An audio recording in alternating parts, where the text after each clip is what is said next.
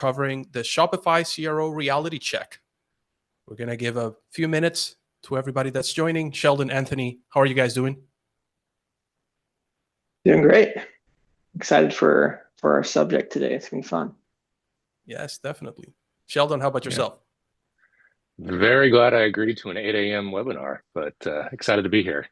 Well, we're happy to have you, man. It's good. Early birds get the worm, they say, right? Oh yeah, that's what the espresso's for. Exactly. We have a big turnaround today. More than 400 people actually signed up for the session, so I hope to get a lot of engagement today from everybody. Just wanted to mention Vlad is on the controls as well. Vlad, thank you so much for joining us as well from Team Convert. We're going to give a few minutes to everybody to just get ready, and then we'll jump right in.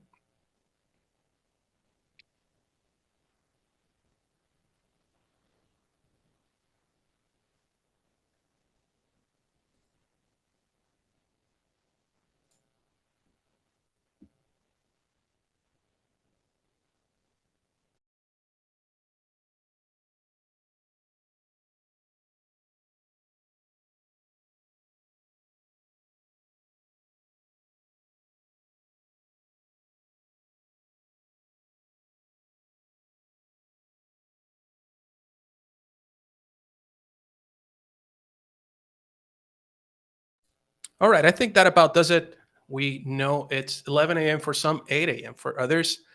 So maybe we can just get started. I'm just going to kick it off. Hi, Mirza. I'm just going to kick it off. My name is Eddie Casado. I'm the Affiliate and Technology Partnerships Manager at Convert. We're a leading A/B testing tool in the market. We've been for over 15 years, spreading experimentation knowledge and making sure that people can actually optimize their conversion rates on their websites. Sheldon, Anthony, I'll let you do the honors to introduce yourselves as well as Enavi. Sweet, I'll kick it off. Everyone, I'm Sheldon, head of growth here at Enavi. Been with Anthony for about 3.5 years now. We are a Shopify CRO agency that gets really, really nerdy in a lot of different ways, but our whole thing is trying to bring some maturity, some sobriety, and really, level up the conversations around e-commerce CRO. Hence why we're here today. Yeah, I'm Anthony, the founder and CEO of Enavi. I'm super excited for this conversation. This is something that we are talking through all the time with brands. Lots of questions around ROI and impact. And so there's a ton of different things that we're going to cover today on that. We do have a cool little thing that we're doing with this. We're using an app called Mentimeter. And so throughout this, we'll have some questions to engage with you guys and understand some of your experience within CRO in your organization, what that looks like. And so there'll be a variety of conversation or variety of questions throughout the presentation here. And you can join at menti.com using that code there at the top. And then shortly, we'll also have a QR code that you can scan to also access and play along. So there's this little icebreaker here. Fun one. If CRO were a person on your team, what role would they play? Really curious what people's perception of their CRO efforts are, whether they're involved in them or they're more of an executive role and they're kind of overseeing them. Would love to hear what that looks like for you and your organization. All right. So just to join that little poll that Anthony and Sheldon are running, you can go to menti.com and use the code. And I believe we also have a slide with QR code, so that is just more convenient for anybody that's joining over a computer and wants to use their phone. Also, we also have a few housekeeping items that we'll cover. So why don't we give folks a few minutes to join, or otherwise, Sheldon, you can skip to that slide with the QR so that we can get a little bit more engagement there. Yeah, let's go. Looks like we got some firefighters in our midst. So that's always fun. Cool. Yeah, let me jump ahead. One quick other one here. Always curious to see who or what people are. Give a few seconds here. And then, yeah, let's get going. And yeah, we'll go on.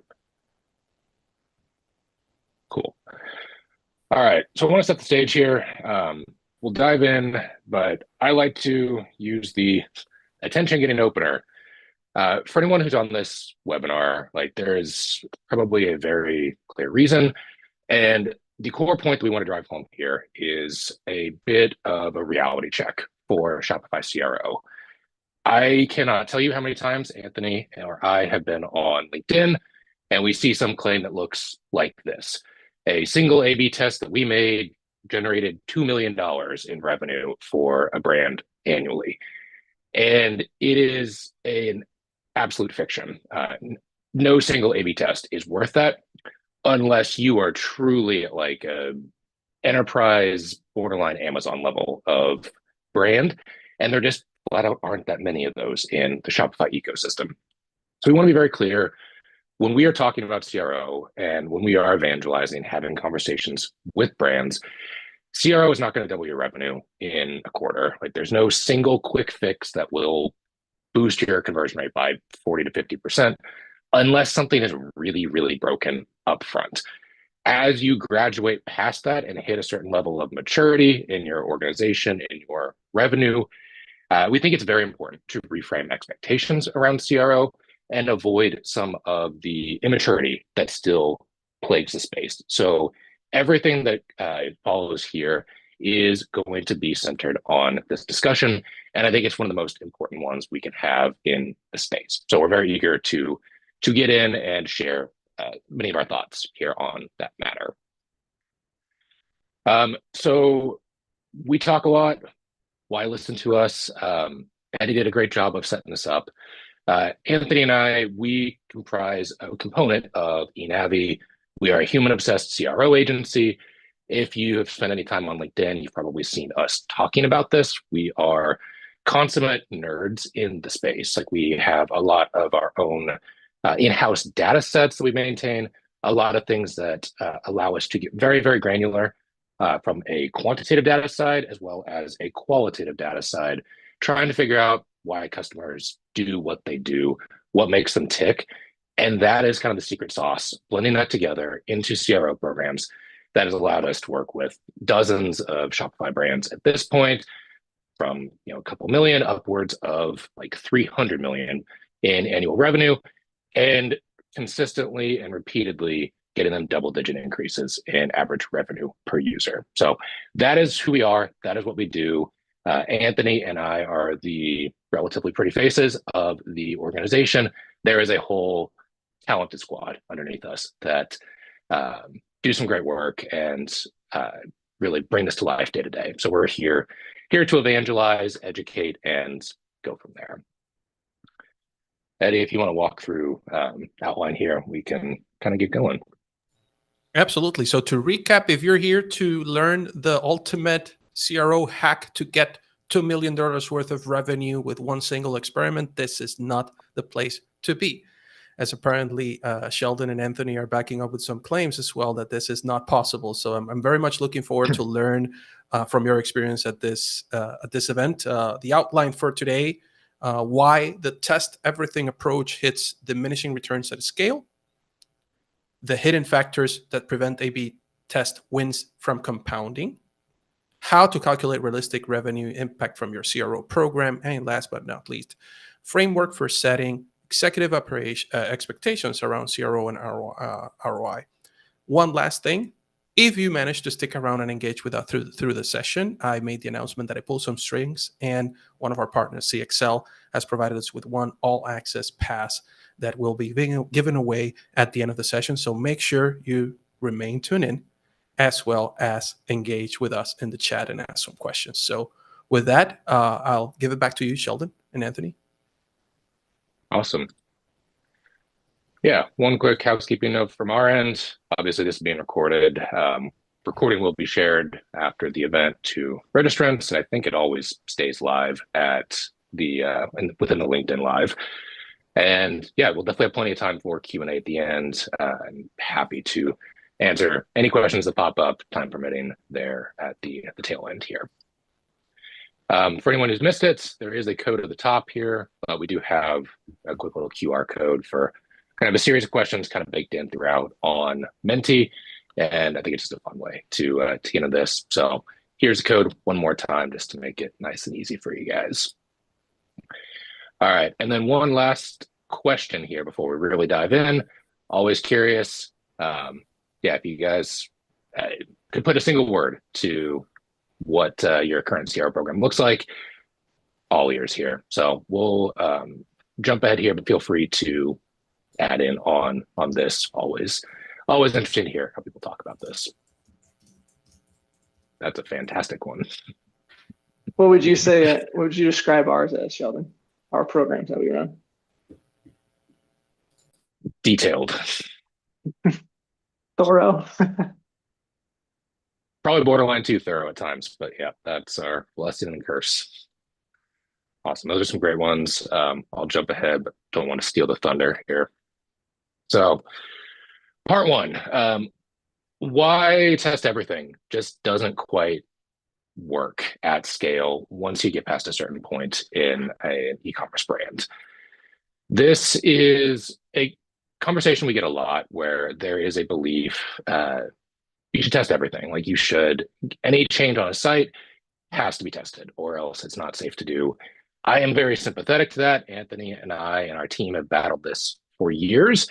We generally adopt a stance. It is simply not feasible at a certain point. Once you get to a certain level of scale and complexity, e-commerce brands just don't quite, they're too complex. Like there's too many variables, too many SKUs, too many collections, a lot of times different product templates.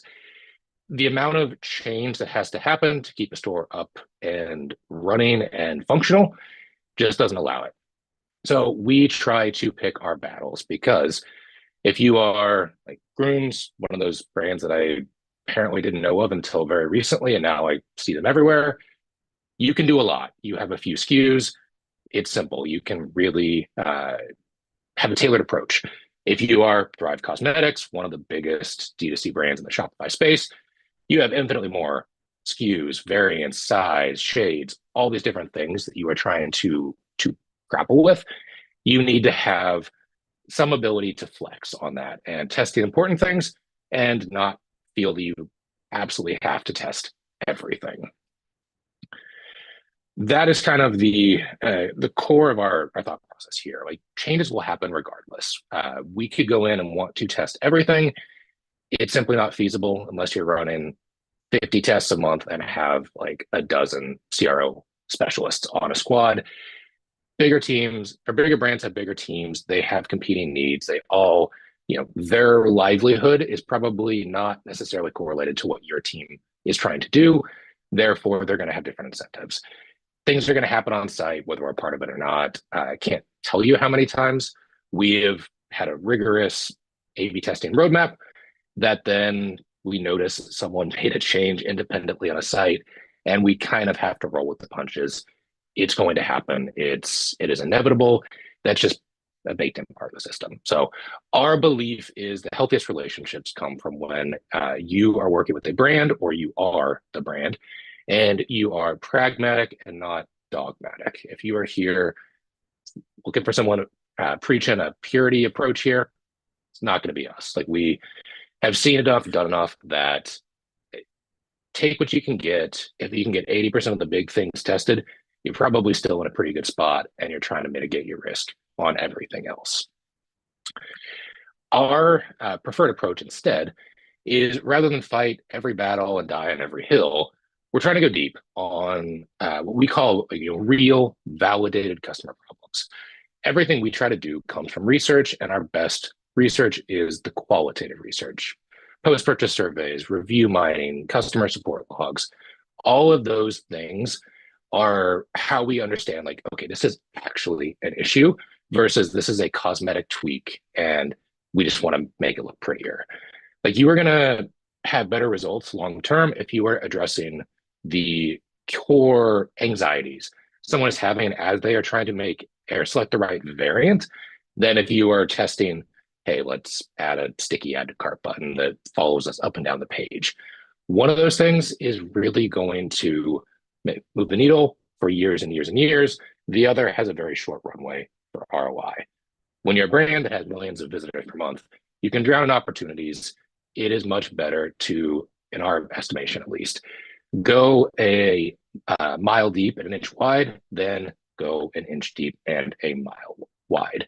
If you can do that, you can move the needle way, way more than you would ever expect on even the most complex stores. All right, another Menti here. Very curious to see how many people where people come in on this. And I guess I'll be clear, if you're an agency, talk about think on a per brand basis, just to be simple here. I would love to know who's running 10 plus. That is wild. Good for you. Okay, that's about fair. For context, for Enavi, for the vast majority of our programs, our testing velocity per month is somewhere in that 3 to 5 range, depending on traffic, objectives, all of that. So that tracks pretty well. Awesome. And whoops, I forgot this one. One quick one here. We are evangelists for the best test ideas. So I am also very curious to know, like, when you guys are testing, where are those ideas coming from? For us, it is a whole mixed bag. Especially the one that said 10 tests, 10 plus tests. Where are all those coming from? Yeah, that's wild. Okay, I see some. Okay, quantitative and qualitative. That is reassuring. Yeah, that is. I'm a little surprised there's no gut feeling, if I'm honest. That I mean, we must not have a lot of CEOs or founders on this call. Yeah, well, or we scared them off, but cool. Well, it's an interesting breakdown. I'm glad. I mean, we certainly endorse. Yeah, these two are our preferred methods, and usually some combination thereof yields the best results. Sweet, Anthony. I'll turn it over to you. So part 2 here is the hidden factors that prevent A/B test wins from compounding. So when we think about the different layers within what makes up your ROI for a CRO program, A/B test wins is a component of that. And oftentimes we hear like, hey, we see all these wins. A brand will come to us that's interested in CRO, maybe it's worked internally doing CRO, or they've worked with an agency. And they're like, hey, we've seen these wins. There's this, expected revenue as a result of them, or this expected lift, but when we push it live, we don't quite see it. And so why is that? And one of the key things here is that you have changes in the pre-click. And so when we're talking about pre-click, we're really talking about 3 different kind of components. So your traffic mix or composition. So you could all of a sudden start driving a lot more paid, colder traffic. Your performance is going to shift. The audience that you probably tested on is going to shift. That can play a factor. Like you could run a test in January and then run it again in June and have slightly different results, sometimes completely different results depending on the test. And so your traffic mix can play a part of that. Also changes in the market when we're thinking about your competitors. You're thinking about consumer behavior, buying preferences, those types of things, and then seasonality. All of those are different components of the pre-click that affect the post-click. Most of the time when we're looking at performance dipping or changing, it's typically due to a traffic composition change or performance change across a channel or a source medium. Like 95% of the time, it's pre-click related more than it is post-click related. And so this can play a big factor in how your winning experiences ultimately perform post-implementation. And so when we're thinking about performance of the post-click experience, we like to use our inter-site funnel approach. If you've seen any of our stuff before, we're big on this. This is something that we've pushed forward for a few years now, and something that was super important to us when we developed it, just because it was really easy to get lost in the quantitative data and not have a clear way to really understand how traffic's performing. And so when we're thinking about an 8 and a 9-figure brand, if you're looking at your purchase journey report in GA4, it doesn't really tell you a whole lot if you're looking at it globally. You just see, okay, we've got less users adding to cart during this period than the previous period. It doesn't really tell you a whole lot. But when you can start to segment that down by device, landing page, channel, that can tell you a lot more about where that traffic's coming from, where they're landing, and give you the context needed to really understand on-site performance over time. And so at the end of this, we'll share our Shopify CRO upgrade kit that has a one-click intra-site funnel report. So you can see all of our intra-site funnel data for your brand in one click. But this is very important when it comes to looking at performance. You can't look at it global. You need to segment further down and use the intra-site funnel. And then the second thing here, when it comes to A/B test wins not compounding, is slow moving implementations. And so you've got a test winner. It's got to be pushed out, whether it needs to go into development for them to engineer it into production, or there are other team members involved in that. It could be you've got to go shoot some content, or you've got to write some copy. There's a lot of different things within the implementation process that can slow down and erode the ROI that you see on a winning test. If it takes months to get a winning test live, that's lost time, that's lost return on that winning test that you had. And so this next slide will talk about the different kind of complexities within an implementation. And so when we look at that, actually, I forgot, we've got a question here. This question is, how long does it take for your implementations to go live? So you have a winning test, you need to push it into production. Does it take less than a week? Does it take 1 to 2 months? Does it take 3+ months? What's the average time? Obviously, this is going to vary on the complexity of a test. If it's a more disruptive test that's higher effort, it may take longer, but really curious to see what's your average time to getting a winning test into production. So 3+ is the leader. Small sample size, but it's the leader. So this next slide here, I want to talk through the complexities of implementations. And so every month of delay erodes ROI in your CRO investment. So when we look at this example here, we've got this like copy and bullets example, we'll say. Right below the price, there was some copy that we added here. This was a winning experience. We had tested this across like their 3 top visited product pages, just to be able to roll out a MVP version of the test. It was a winning experience. Now we've got to take it and implement it across their whole entire catalog. So when we think about all the different pieces involved, you've got CRO passing it off to merchandising and brand, who's involved in shaping that copy, adding it to the site. You've got development actually engineering this feature, QA reviewing it. So it's passing through all these hands that can delay what should be ideally, very minimal gap between taking that winning test and pushing it live to potentially 3+ months of gap because of all the pieces involved. And so it's really important to, first thing, use deploys. So Convert has a feature called Convert Deploys.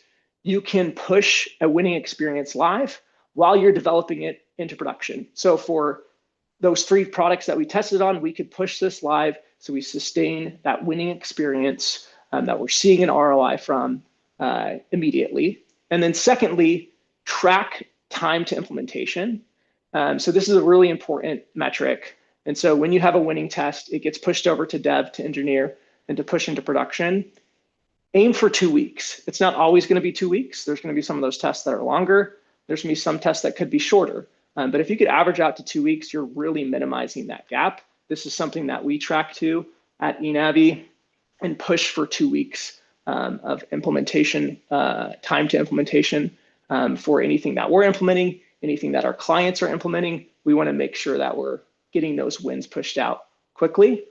The last thing here is prioritize the most visited pages first. And so when we think about rolling out this test across a bunch of different products, let's say they've got 50+ products, that's a lot of copy that needs to be created. Let's prioritize based off of traffic, because you can't do it all at once. Merchandising's working on other things, brands working on other things. So you're trying to, kind of plug it in when they have availability. And so it's important to prioritize based off of the pages that are visited most. That's going to make sure you're ensuring that this is providing an impact and you're lessening that gap for time to implementation. And the next thing here is I wanted to ask about learnings. So when it comes to learnings from your A/B tests, from your CRO program, your research, how are you sharing those learnings? Are these, being shared via Slack, via email, via meetings? Is there a quarterly kind of handout or presentation that's happening about your learnings? Is there a centralized dashboard that you're sharing across different departments? Is this not happening at all? And really curious to see what we've got here. So it does look like this is happening for many of you. And some are actually doing quarterly regular research readouts or presentations, which is awesome to see. And so the last thing we're going to talk about here is the importance of sharing learnings. And so if we move over to this next slide here, we want to make sure that the wins and the learnings from these wins don't stay siloed to the on-site experience.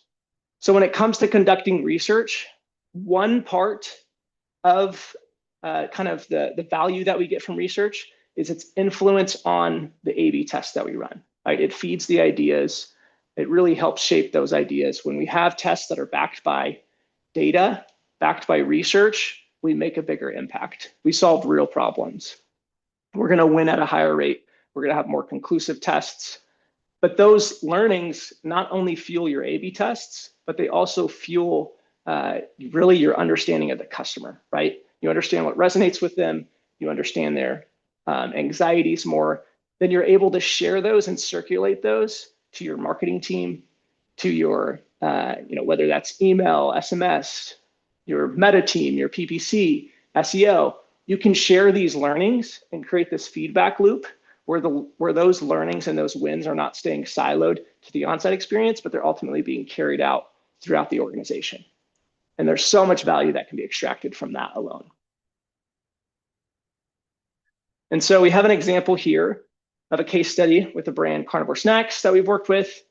In this example, we've got their headline here where it says, "Meat and salt, that's it, simple and addictive." Originally, it just said meat and salt, that's it, simple. We changed it to simple and addictive.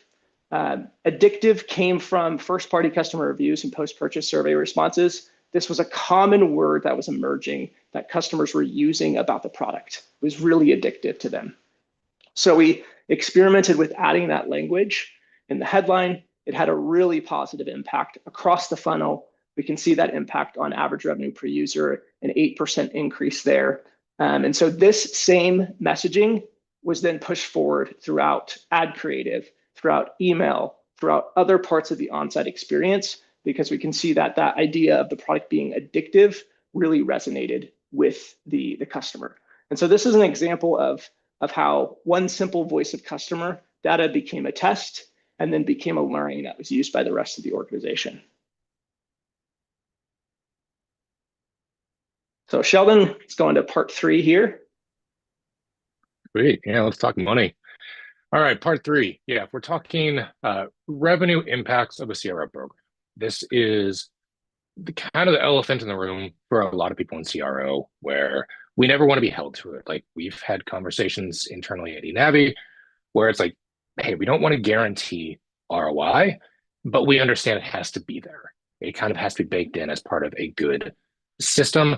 Otherwise, internal stakeholders, they can't justify it. Their CFO, CEO, whomever comes out and be like, what are we doing here? Why are we spending all this money on experimentation when we get nothing out of it or nothing we can relate to it? So it is a very necessary part, but we also try to be very realistic with it. And the back half of this presentation is all around that. So the first thing I will say up front, revenue forecasting is imprecise. It is really, really tempting to come in and you are in Convert, you see a result like this, and you're like, oh man, we're up like 40 something cents per visitor. Let's extrapolate that out. Hey, we made you $1 billion. I wish it worked that way. It just really doesn't, especially if you annualize it out. It just gets kind of unbelievable and starts to poison the well a little bit and make any future claims a little bit more or less believed. So our preferred approach here, just from the jump, is we try to look at this on a monthly basis and really generally try to confine it to what we saw in an observed period.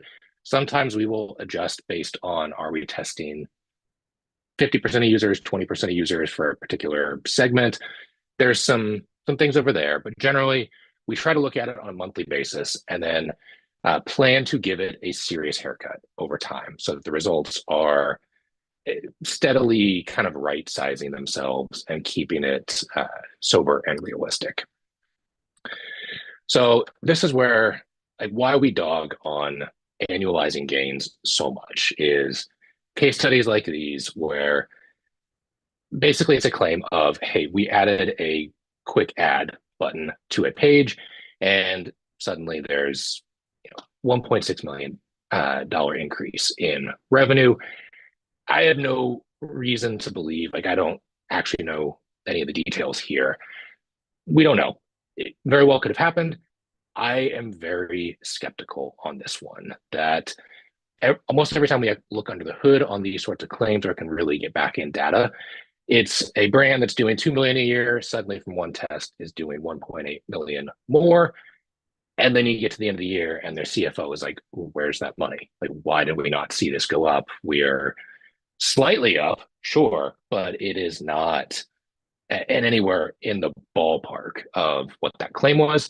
And again, that adds skepticism and it just really makes you look like a rookie and amateurish. And that's not what we want for ourselves and or the space. Like, we want CRO and experimentation, all of that to be treated as a mature discipline and not just a bunch of like fly-by-night operators. So that's where annualizing gains, we are very, very against.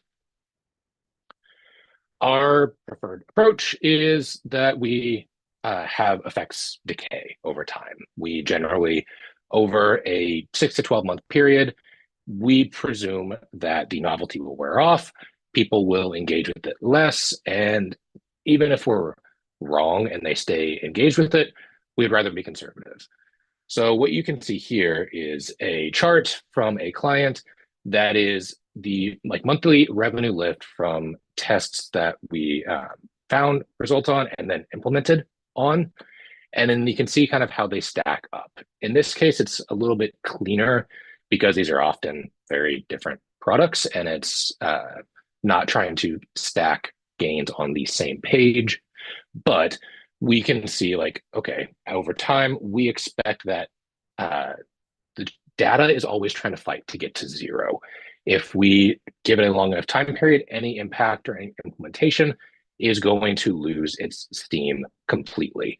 So generally over a 12-month period, you go from 100% of the effect down to a couple of percent. Again, if we're wrong, it's actually a good thing. We underestimated and there is still more effect, but it keeps it maximally believable. And to zoom in on that a little bit, a really simple quick win that we can recommend here is applying a decay model. It doesn't have to be anything complex. We generally, for the sake of simplicity here, we adopt a 20% decay month over month. So in this test example, kind of highlights some of the challenges of if you had a win that was, call it 100 grand in a revenue lift, you carry that forward in a year, you're claiming it's a $1.2 million lift. That is a huge claim, presuming that nothing changes going forward. With the decay model, that goes from 103K up front down to just under 9K in the 12th month. That is still a really big lift. That is still, here, just under $500,000. That would be a big win, but we think this is much more realistic. Is it perfect? No. Does it account for every eventuality? Absolutely not.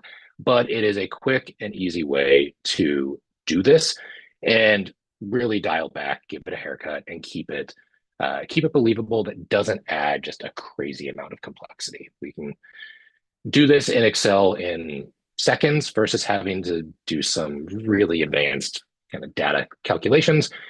That keeps us doing it, and that to us is more important than slightly more precise results on something that is basically impossible to be precise on over time. All right, another Menti question. Genuinely curious here.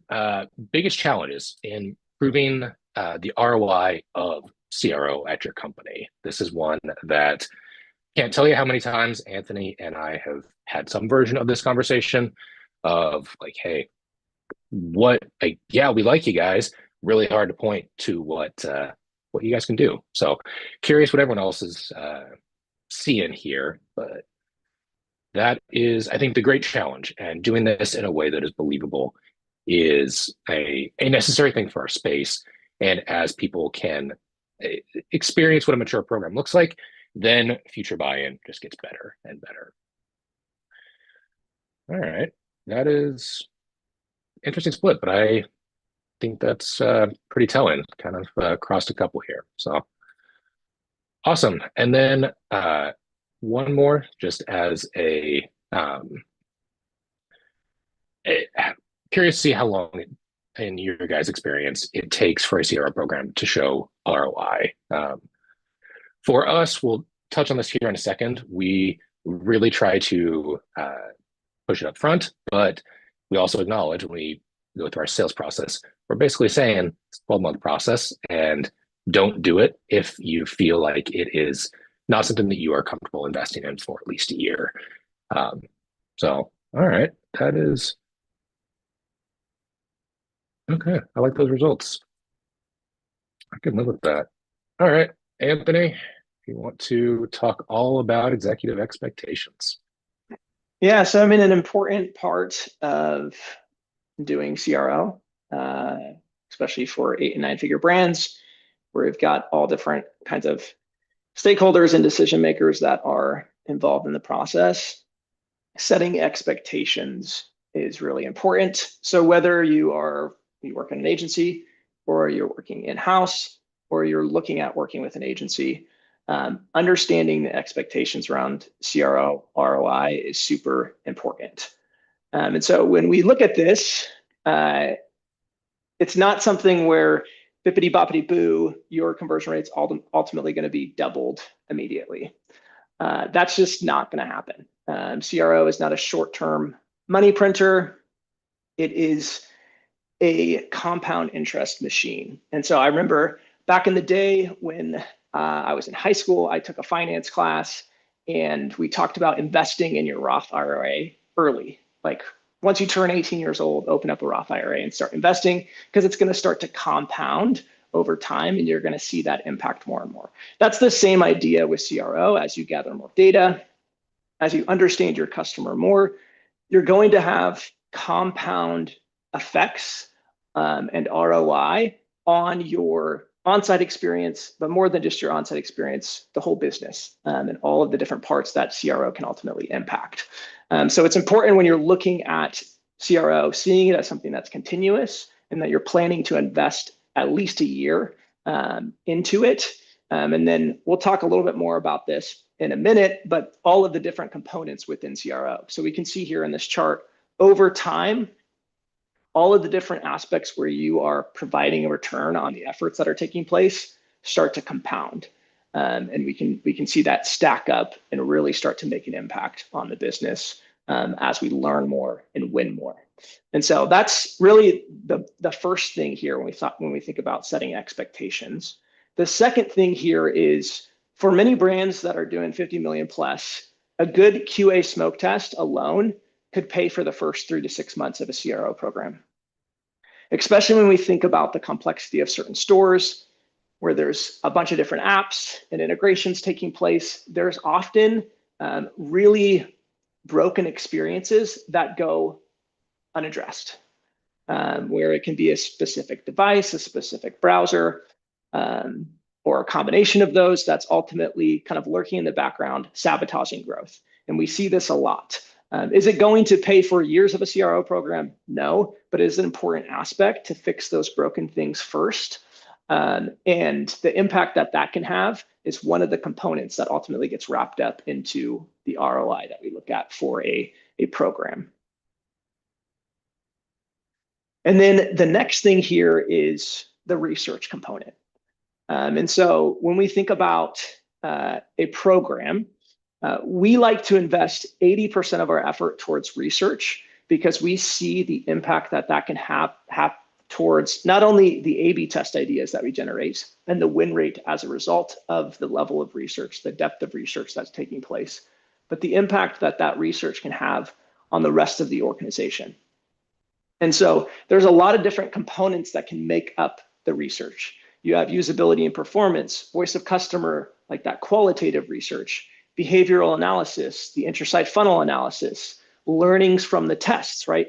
Tests is another way to learn. When you're running an A/B test, when you're running a split test, it's another method of ultimately learning. It's a research method right there. You're going to extract learnings. And so having those conclusive tests, whether it's a win or a loss, in many cases, those losses can provide so much learnings. And so that's another component of where you're kind of generating customer insights. And then the cross-channel feedback loop where you've got CRO talking to email, talking to paid, you're sharing learnings, CROs taking the learnings that those teams are having, using those to ultimately influence their program and the way that they're kind of triangulating data together. And so research is a massive part of the A/B testing or a CRO program, right? So CRO is not just A/B testing. And if you're just A/B testing, you're not doing CRO. And so when we look at ROI, oftentimes the expectation is that A/B test wins is what's going to produce 100% of your ROI from a CRO program. The ones that are discovered and then those that are implemented. That's going to be 100% of your ROI. But when we really look at it, there's really 4 key components. The first one being those A/B test wins. But then a second one that is very important too is those saved losses. So these could be harmful experiences that ultimately didn't go live because you had a conclusive loss through an A/B test. You're mitigating risk through the process of A/B testing.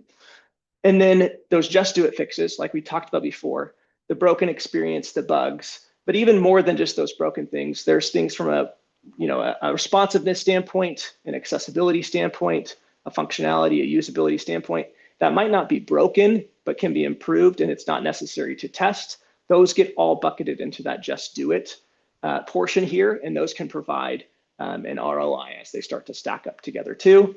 Really hard to quantify that, but that is a component here of the ROI. And then the last one, and this is my favorite one, is your deeper customer knowledge.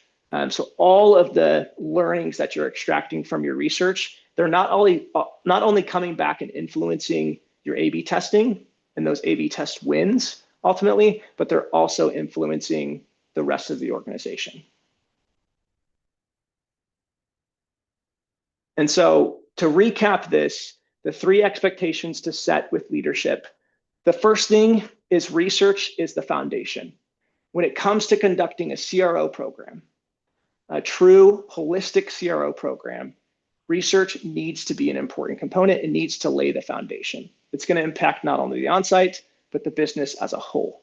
The second thing is the ROI impact, right? And the most important aspect of that, or one of the most important aspects, is the research, because that influences so much of the rest of that ROI. It influences your A/B test. It influences the JDIs. It influences those losing tests. And so the last thing here is that continuous CRO, right? It's not just a one-time thing. It's not a one-time activity that you do for 3 months and boom, all of a sudden your conversion rates doubled. There is no silver bullets. And so it's not a one-time activity. It's not something that you just invest 3 months into. It's a critical component of your business that you are ultimately continuously investing into.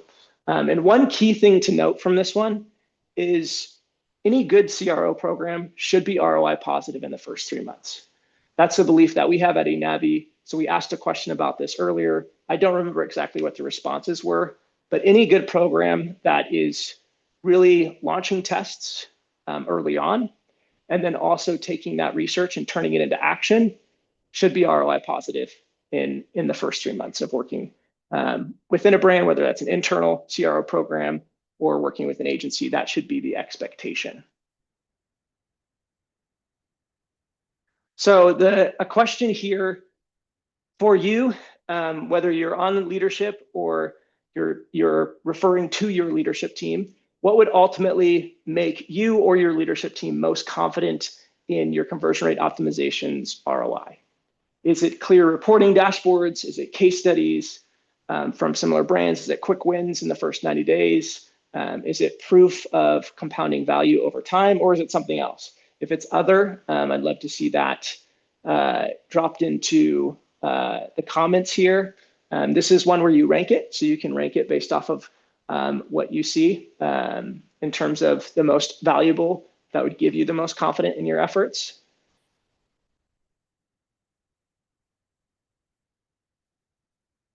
Looks like proof of compounding value over 12 months.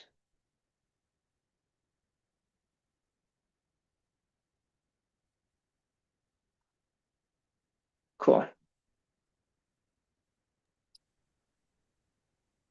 Oh, quick wins in the first 90 days, sneaking up there.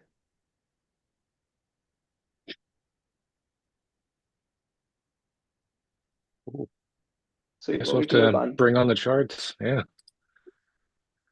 All right. So yeah, we've covered a lot of ground here. Just want to quickly recap before we get into the Q&A side.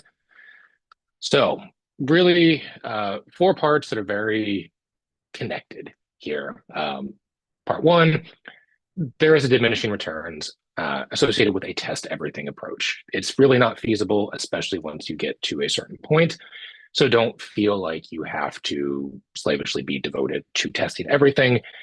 Get the core stuff, get the things that actually learn and move you forward, and just try to mitigate risk as best you can.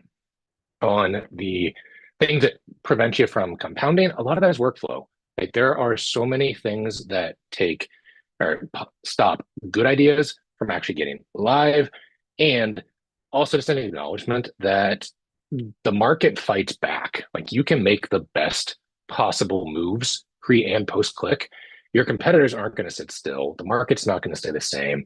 The macroeconomic environment not going to stay the same. Things are going to be fighting against your success. So if in a narrow time period you have some, don't expect it to last forever. That also kind of goes for the realistic revenue improvements. Again, that capsule in time is not going to be the same. The ground is going to shift underneath your feet. That's a baked in part of e-commerce. It's one of the most complex, ever evolving spaces to exist in. Plan for it, embrace it, do what you can to be realistic with your assessments there. And then same goes for ROI. Like, don't come in and promise the moon and the stars. Try to keep it grounded in expectations of, like, hey, based on where we're starting from, based on what we know we have coming up, here is what we think is feasible as a target. We're going to work backwards from there. We're not just going to rely on test wins for ROI. It should be supportive of so many other things that in the aggregate make the business move much, much further along. Sweet. Well, Eddie, I think it is your time to shine here on Q&A. Not sure if we had or what's coming through there, but yeah, turn it over to you.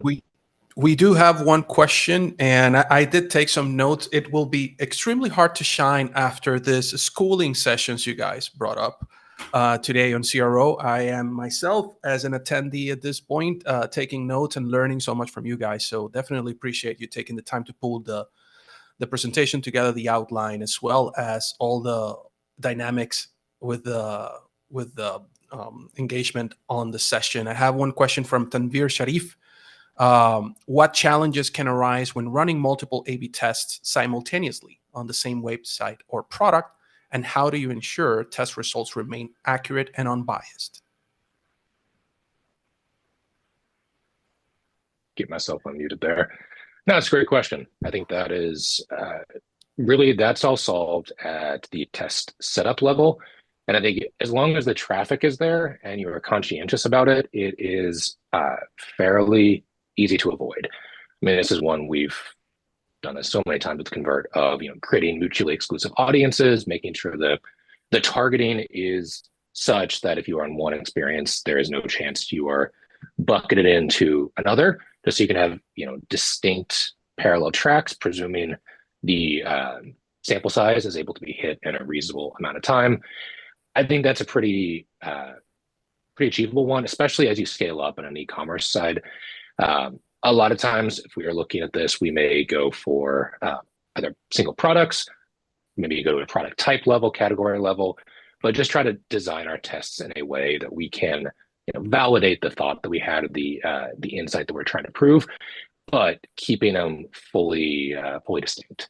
That's I think Convert does a really good job of that. So I know that's one that you guys shine on that other platforms we've demoed. They're like, yeah, that's a known weakness. So Anthony, anything you want to add there? Yeah, one thing I would add to that is, though I lean towards the be mutually exclusive as much as possible in creating kind of swim lanes with your tests, there are situations where, maybe you don't have the ability to do that, to kind of hit the testing velocity that you're trying to achieve. In those situations, just make sure that you're measuring what you're measuring performance by for a certain test, whether what that KPI is different than another one if there is overlapping. So let's say you're running a test on the navigation and you're running a test on a PDP, but they have to overlap. On the navigation, maybe you're looking at product views as your primary metric, and then you'd still have secondary and guardrail metrics around conversion to just make sure that it doesn't totally destroy that. But from an actual KPI, you're looking at that, a little further up the funnel. Whereas once the user gets to the product page and they see that other experience, you're measuring that differently. Probably conversion rate, or could be add to cart rate, but whatever that metric is. And so there are situations where you can do that instead of always mutually excluding. Good. Thank you, guys. I'm gonna just pitch myself a few questions here that I took notes from. At the beginning, you did mention the pre-click bias and post-click, right? What happens before, what happens afterwards. Having failed myself at putting together CRO programs, because of essentially not being able to sift through the data and say, okay, what happened before they actually landed on the site? What steps do you guys take if you were to give me a checklist? Okay, we run the experiment and we noticed with that, I think that drill down that you showed, Anthony, on the metrics. What is the next step? Let's say we've noticed that the test launched, it's working well, but there is something influencing the results that we can quickly see from the data. Maybe it's a bug on mobile, maybe it's a bug on tablet, maybe it's friction that happened with the code that happened after QA, whatever that may be. What is the next step after that happens?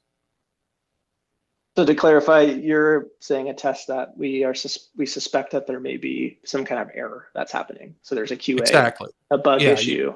You release the test, it's live, but then as you start seeing the data come in, you realize that there is something outside the test that is influencing the validity of the test. It's biasing the results. What is the next step you guys take? Yeah, I mean, always the next step is to, ideally, if there's enough sample size, you can look at by segment and try to understand and isolate, is this happening on mobile? Is this also happening on desktop? If it's something that's running on both. And then you have your QA go in and ultimately test the experience across the, if it's on mobile, for instance, really drilling down into that further. That should happen pre-test launch, a QA going through there. But when that does happen, or if it does happen, you can go in and approach it that way. In some cases, you'll see something in the data that helps you drill down further. In some cases, you might not, and you just have to go straight into the QA, and you're not really informing their activity there, but they're just going in and kind of blanket testing the top devices and browsers and operating systems. Good. So essentially just looking at the data, pausing, fixing, then relaunching, right? It's nothing more, nothing less, and then waiting for the results to come back again, right? Yeah, I mean, the other thing I would say is also give it time, because sometimes the sample size could be impacting the results that you're seeing.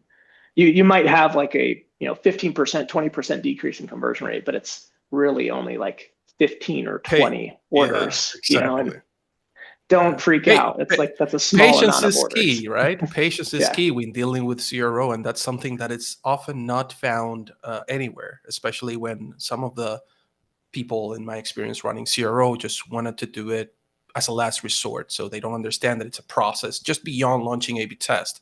And I think that's a great highlight from you guys' session, that the CRO program is not just winning test or launching A/B test. It's all of the information, all of the knowledge that you can essentially transform into action for the rest of the organizations. Now, we have 5 more minutes, and things are booming here. The feedback has been overwhelming, guys. Again, I have a question from Ruth here. From a startup point of view, to conduct this level of A/B tests, how many developers are usually involved? That's one question. I have a 3-parter, so let's do rapid fire to take advantage of the last 4 minutes. Oftentimes, the developer that's doing the actual tests is different than the developer that's doing the implementation. So, probably Great. 2, but you could have 1. Okay, great. Second one is, if there is going to be a 20% decay, does that 20% get downplayed by another test that's not impacting the revenue? So is there another test influencing that 20% decay as it goes by? I think it's what Ruth is trying to say. No. So they would stack. Okay. Yeah, and we keep those part of the fairly reason we mutually do exclusive. that's part of the reason we do the decay model, because what you tested on, the experience that existed there in month 0 when you tested it, is probably going to be different than month 5. So the decay accounts for that influence, right? Correct. Exactly. Okay, great. It's not a perfect model. There is no perfect model, but it's much closer. But it's better than that, hoping that the numbers remain the same. So I think that's very smart. I learned that one from you guys today. Third question: how would you balance the implementation of CRO in a way that it doesn't send your paid ads into learning? Growth, paid performance marketer amongst us. Yeah, no, that's fair. I mean, that's that one I would say is we're very conscientious of, and try to work pretty holistically. Like for most sites we are working with, paid and like paid social is usually 50 to 60% of users, but there is still another 40% that is adjacent there, that is coming from any number of sources. And so generally that is something we can avoid at scale, especially once you get past like a mature marketing mix. I will not pretend that we are the greatest on the meta side. However, like that's one, like generally at a scale, it's rarely an issue. And if we need to exclude like paid social and just focus on other channels, we can, and then bring that back in. It's all feasible there from a test design standpoint.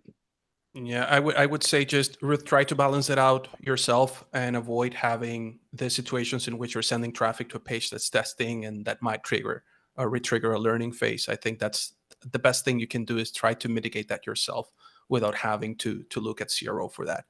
Another question, moving on. Let's see if we can get it. How can I measure whether our A/B test actually lifted conversion rates over the past year? The challenge is that the test ran during specific periods, but implementations were rolled out weeks and months later. On top of that, seasonal effects, peaks and dips in different months, make it difficult to isolate the true impact on conversion, I find. So I think that goes back to one of the statements you were making. Anthony, I believe it was? Yeah, so I talked about the intrasite funnel, and that's where the intrasite funnel comes into play here, because you start to break down performance across the funnel, but not only across the funnel, but across different segments. And that's where you can see how are we performing, could be year over year, period over period, month over month, and start to see those trends. And ideally, you should start seeing trends moving in a positive direction. There are going to be situations where all of a sudden you're now sending way more new user traffic from paid ads, so a lot colder traffic. Let's say it's from paid social.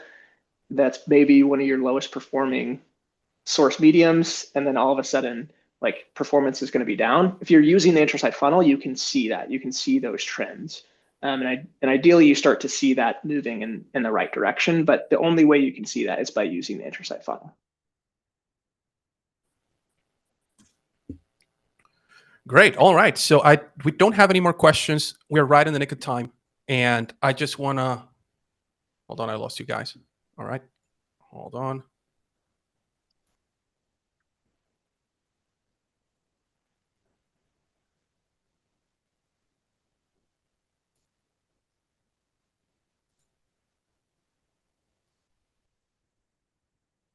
I think we lost your audio too, Eddie. Yeah, no, can you guys see me and hear me? We can hear you. You're frozen, Okay. but we can hear you. Oh, all right. Well, I'm terribly sorry about that. Technology as it happens. I was supposed to share my screen. However, I cannot find you guys anywhere on my screen. So what we'll do is I'm just going to hold off the session.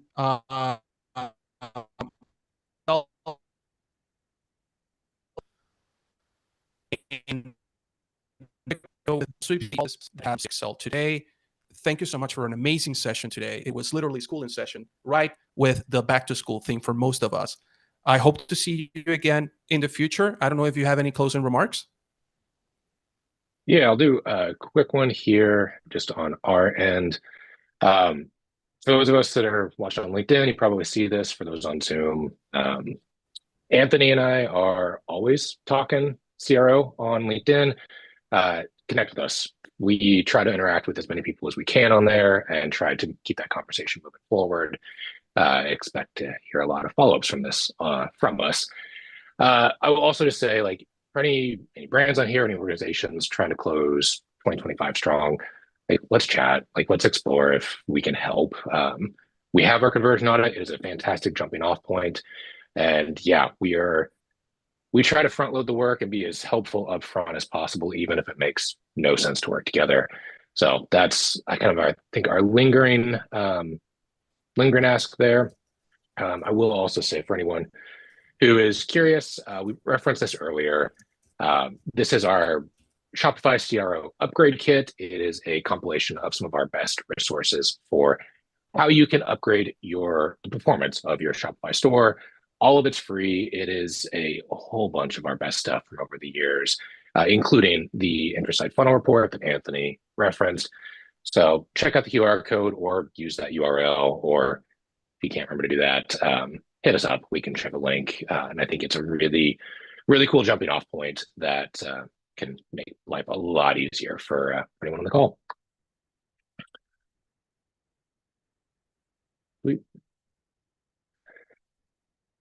Anthony, anything you want to add before we call it good there? No, I appreciate everybody showing up. As always, if you ever want to chat CRO or ecom, feel free to reach out to Shell and I via LinkedIn. Awesome. Sweet. Thanks, everyone. Look forward to seeing you guys on future webinars.